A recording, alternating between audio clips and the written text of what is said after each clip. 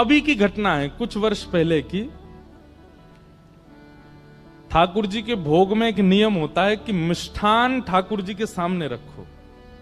अगर आप थाली में भोग लगाते हो तो जो मीठी वस्तु है ना, वो ठाकुर जी की तरफ आगे होनी चाहिए।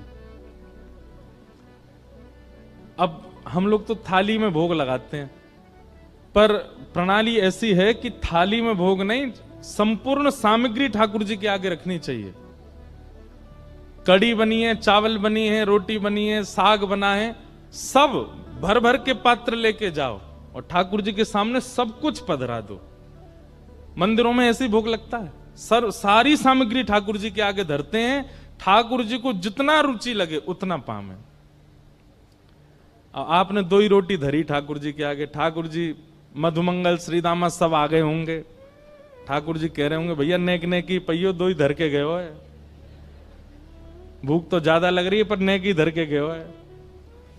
तब आप जब थाली में 2 ही रोटी धरते हैं तो फिर मधुमंगल श्रीदामा तनसुका मनसुका ये सबरे सखा आते हैं ठाकुर जी के संग पानी। अकेले ठाकुर जी पाते नहीं, कभी नहीं पाते। या तो किशोरी जी और अष्ट सखियां आएंगी या फिर ठाकुर जी अपने सखान को बुलाएंगे। ठाकुर जी अकेले प्रसाद नहीं पाते। और आप धर के क्या गए हो, 2 ही रोटी, नेक्स्ट सी सब्जी। अच्छा, कई घरों में तो देखा इतनी सी चांदी की थाली, वहां इतनी इतनी सी कटोरी। हमारे लाल जी छोटे हैं ना, छोटा सा मुख, छोटी सी थाली, छोटी सी गिलास। कहीं ठाकुर जी ने आपको छोटा सा मान लिया ना, रोते रहोगे फिर अन्य के काजे। ठाकुर जी को भूख नहीं लगती, लेकिन आपका भाव यदि लाला का है उनके प्रति, सबरी सामग्री धरो सामने और सब सामग्री धर के ठाकुर जी तो कहो, हे लाल जी सबरे सखान को बुला लो, किशोरी जी को बुला लो, नंदरानी यशोदा, नंद बाबा सबन को बुला लो और प्रेम से चकाचक पाओ। ऐसे भोग लगाओगे तो काउदना महाराज कोई सामग्री ऐसी लगेगी धरी तो पूरी लेकिन आधी बची है, कहां गई, खा गए ठाकुर जी, पाली हो। काउदना तो ऐसा अनुभव कराएंगे।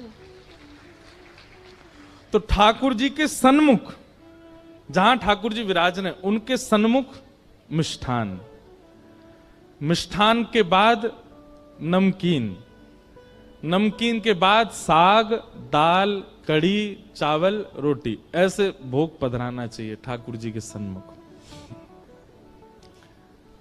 तो